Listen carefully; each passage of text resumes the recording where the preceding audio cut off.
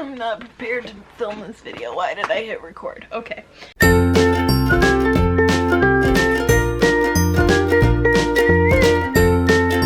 It's Holly and I'm here with a series review, and I'm going to review the Wicked Trilogy by Jennifer L. Armentrout. And I am not a good reviewer of books, and yet I wanted to do this. It's fine, let's go.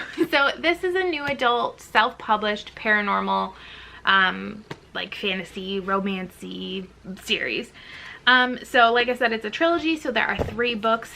There is Wicked, which I gave 4 stars, Torn, which I gave 4 stars, and Brave, which I gave 5 stars, and is the main reason I was willing to make this video. So I'm gonna just read you the synopsis for the first book, because I think that will be better than me trying to synopsisize this book. Okay, so let's see if I can read. 22-year-old Ivy Morgan isn't your average college student. She and others like her know humans aren't the only thing trolling the French Quarter for fun and for food. Her duty to the Order is her life. After all, 4 years ago, she lost everything at the hands of the creatures she's sworn to hunt, tearing her world and her heart apart. Ren Owens is the last person Ivy expected to enter her rigidly controlled life. He's 6 feet and 3 inches of temptation and swoon-inducing charm. With forest green eyes and a smile that surely left a stream of broken hearts in its wake, he has an uncanny, almost unnatural ability to make her yearn for hunting for everything he has to offer. But letting him in is as dangerous as hunting the cold-blooded killer stalking the streets. Losing the boy she loved once before had nearly destroyed her, but the sparking tension that grows between them becomes impossible for Ivy to deny. Deep down, she needs more than what her duty demands of her, what her past has shaped for her. But as Ivy grows closer to Ren, she realizes she's not the only one carrying secrets that could shatter the frail bond between them. There's something he's not telling her, and one thing is for certain. She's no longer sure what is more dangerous to her, the ancient beings threatening to take over the town, or the man demanding to lay claim to her heart and her soul. So, I will say, this is pretty heavy on the romance, but I think the fantasy elements are also very strong, and that synopsis feels super more romantic-y, but we'll get there. So first, let's talk characters. So I guess second, let's talk characters, because first we talked ratings. I don't know. Anyways, so Ivy is your main character. She is this book is written in first person. I think all Jennifer L. Armentrout books are written in first person. All the ones I've read are, so. And I've read a lot of them. She is your main protagonist, and she is super passionate about her job. She works with this group called the Order, and they hunt, I'm gonna be honest, I don't think this is a spoiler, they hunt fae. So this book is about fairies. Also, I say that because from the moment I saw this cover years ago, I thought this was gonna be about mermaids. Sirens, and it's not, but it looks like water. I feel betrayed. It's fine. It's fine. Like the synopsis said, she lost her boyfriend. She also lost her parents to a fae attack a few years prior to the opening of this story, so she is kind of dealing with that, but she really likes her job. She believes in her job. She believes in hunting these evil fae creatures. I found her to be very likable. She's very strong physically and mentally.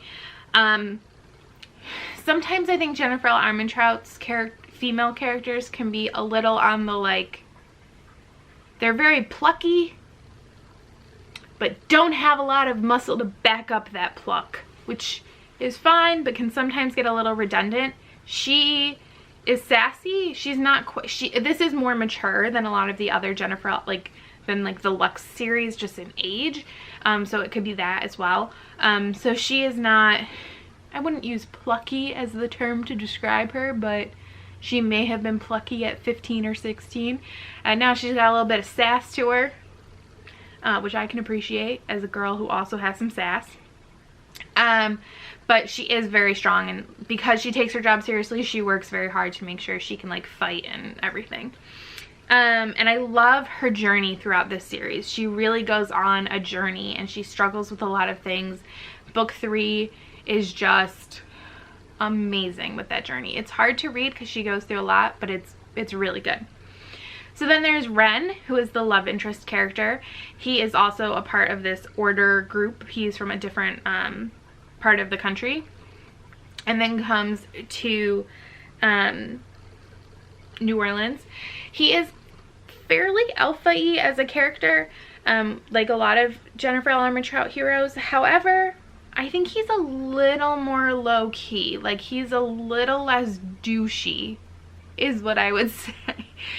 Jennifer Armentrout does a really good job of writing a likable douche character. And it's really hard, but she has it nailed. And he is not quite there. He is not a Damon. He's not bad at all. But he is very like alpha in his personality. He also, you may consider this a spoiler. I think this is a you're welcome if this bothers you. He does not do that I'm gonna leave you to protect you nonsense that a lot of characters do, especially in paranormal or fantasy stories. And I'm so thankful for that, because I think that trope is a load of crap. I don't even know if it's a trope, but I see it enough. I'm calling it one. He's also a really supportive partner, and it was just so nice. Book 3. And then there's the character Tink, which I don't know what to say, because I feel like so much of Tink's character and his story is like spoilery, so I don't want to say too much. But Tink is hilarious. I had heard about Tink going into this book, and I was like super pumped, and he is amazing. He totally delivered. He's a great side character. He brought some really necessary levity to the story. I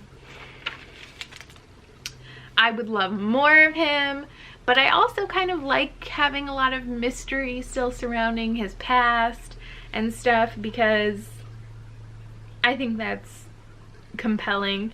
And then I will put spoilers up here right now. I'm just going to talk briefly about him a little bit more, which might be considered spoilers, sort of, kind of. So spoilers, I'll have it up here until I stop talking about them. Okay, you've been warned. Every time I saw Tink, because Tink is a brownie, I kept thinking of the brownies in Willow, the movie. Just every time. And there's literally this one scene in that movie where the brownies are arguing with each other, and I used to do this all the time with my stepdad because it's like his favorite movie. They're like fighting, and the one brownie is like, we go this way, and then the other brownie's like, no, we go this way, and then the first brownie is like, that's what I said, we go this way. And I just remember loving the brownies in Willow, and I just kept thinking about them when Tink was on the page. Anyways, welcome back, people who skip the spoilers. If you come back and watch this video afterwards, you're probably gonna be really disappointed by skipping that spoiler, because you're gonna be like, that was nonsense, but whatever, it's fine. And then other side characters, I'm not gonna go into specifics here. I thought they were really well developed. There's a ton of side characters that weave into the story. Some things with their stories were predictable, but they were interesting characters. The villains were appropriately threatening and compelling villainous characters. So now let's talk romance. So it was developed very well, in my opinion. Ren is flirty. He's a little on the arrogant side, but he's not full on Damon Black. I feel like I should just make like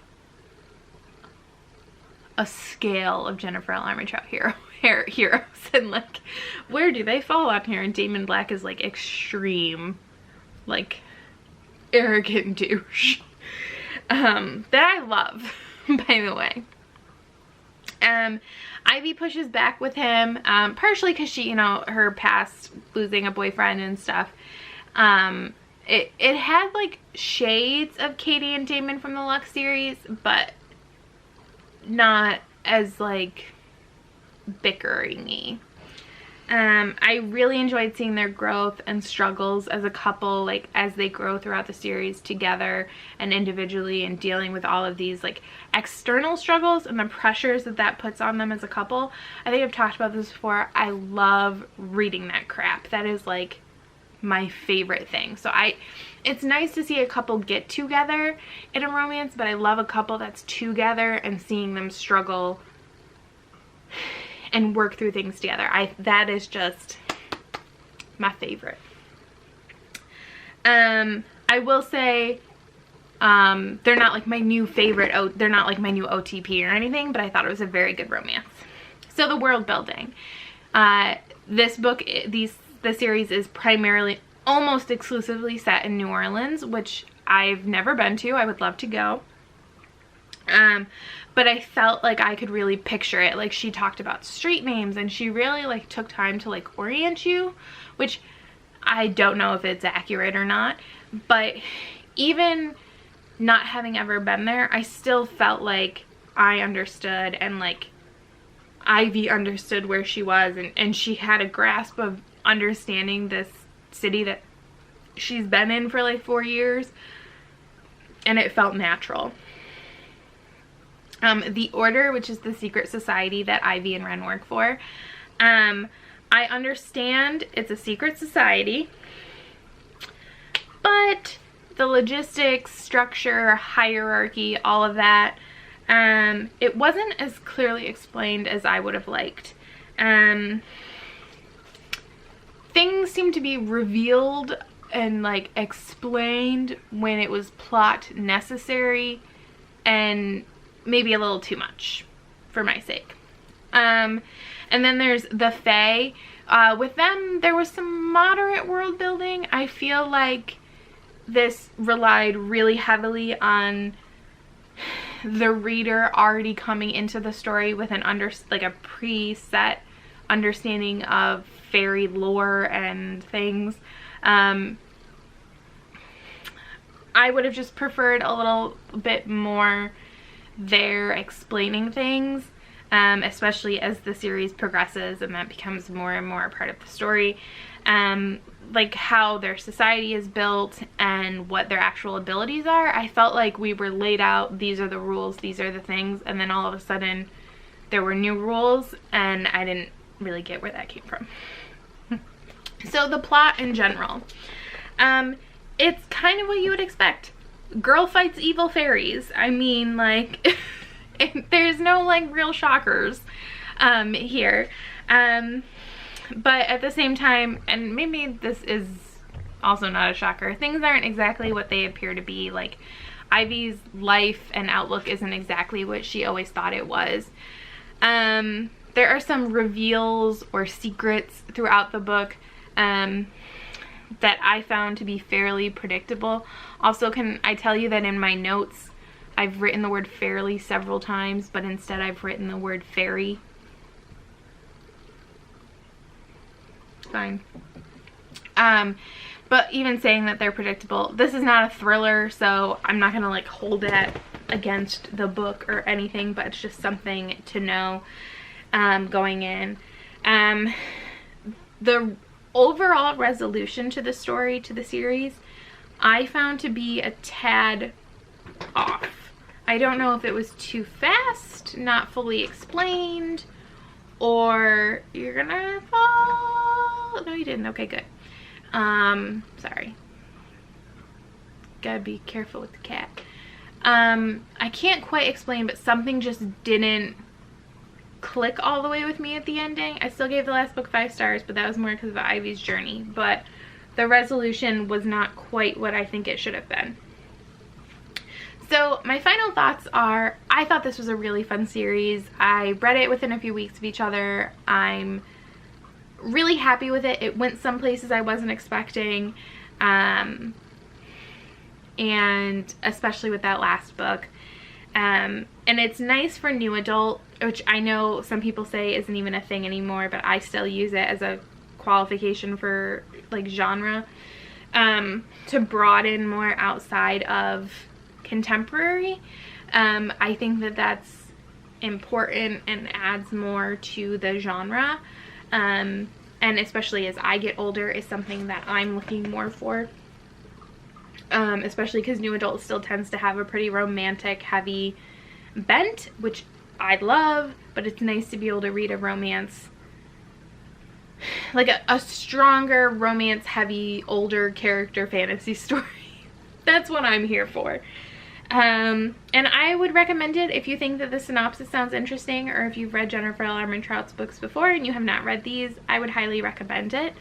Yeah, those are my thoughts on the Wicked Trilogy. I hope they made sense to you. If you have any comments or questions, let me know down below, and I will see you next time. Bye!